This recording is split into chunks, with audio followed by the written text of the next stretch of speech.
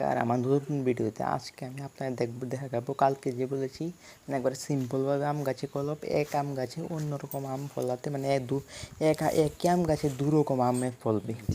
তাই পুরো ভিডিওটা দেখবেন, ভিডিও স্কিপ না করে পুরোটা দেখে শিখে বাড়িতে করবেন, তারপরে শিওর হবে। আমি যেভাবে দেখাচ্ছি, আর ভিডিওটা ভালো লাগে একটা সাবস্ক্রাইব করে দিন প্লিজ।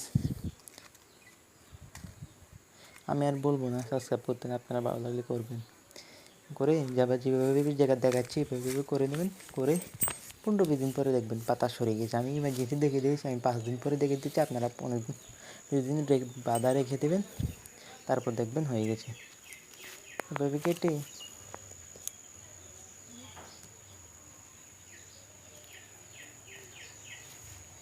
এটার ভিতরে লাগিয়ে বেঁধে দেবেন।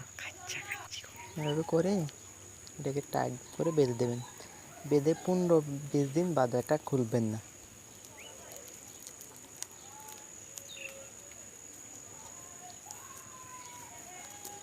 15-20 দিন যাতে বাইরটা না খোলা হয়, বা কোনোভাবে যাতে না খুলি, আর ওটার ভিতরে যাতে কোনো বাতাস না লাগতে পারে ব্যবস্থা করবেন। দেখেন আমারটা 7 দিন পরে দেখাচ্ছি আমি, দেখেন 7 দিন পরে পাতা মিলে গেছে, আমারটা হয়ে গেছে সাকসেসফুলি।